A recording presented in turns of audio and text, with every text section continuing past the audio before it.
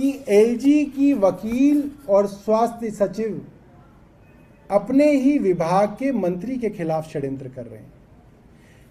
इस पूरे के पूरे एफिडेविट के अंदर मुझे लगता है कि करीब करीब 2500 पेज का एफिडेविट होगा।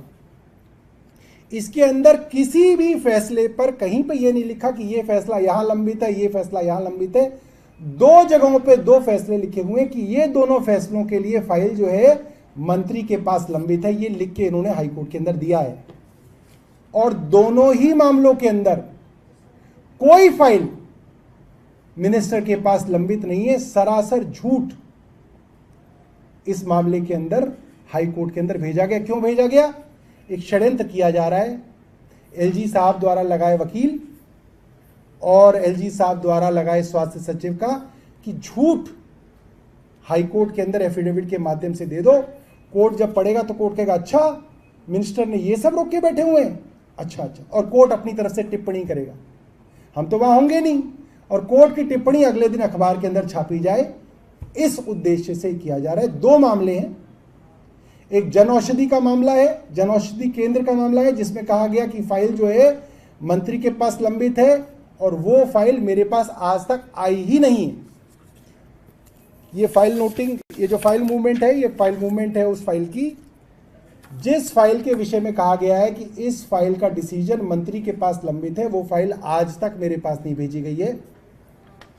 दूसरी फाइल एनआईसी के ई ऑफिस के संबंधित है कि एनआईसी का एक HMIS system, hospital management information system लेने की बात चल रही है, जिसमें मेरी तरफ से कहा गया है कि ये मॉड्यूल जो है वो दिल्ली सरकार को उसकी ज़रूरत है। जैसे मोहल्ला क्लिनिक्स का मॉड्यूल, हमारी डाक की सर्विसेज का मॉड्यूल, हमारी फरिश्ते स्कीम का मॉड्यूल, और हमने एनआईसी को लिखा है कि ये मॉड्यूल्स आप हमारे लिए डेवलप कर दें। हमारे पास कोई फाइल लंबित नहीं है मगर फिर भी इसके अंदर कहा गया है। तो मैं आप साथियों को ये दरख्वास्त करूंगा कि आप ये बात छापिए कि किस तरीके से दिल्ली के लोगों को उनकी स्वास्थ्य सेवाएं ठप की जाए और उन ठप सेवाओं के बारे में हाईकोर्ट को भी ना बताया जाए, वरना हाईकोर्ट कहेगा भाई आप दवाई क्यों नहीं ले रहे। जब कमेटी का रिकमेंडेशन है, हाईकोर्ट का आदेश है, मंत्री का आदेश है, पैसे की कोई कमी नहीं है, तो क्यों यह षड्यंत्र किया जा रहा है कि दिल्ली के अस्पतालों और मोहल्ला क्लिनिकों में दवाइयां कम कर रखी हैं।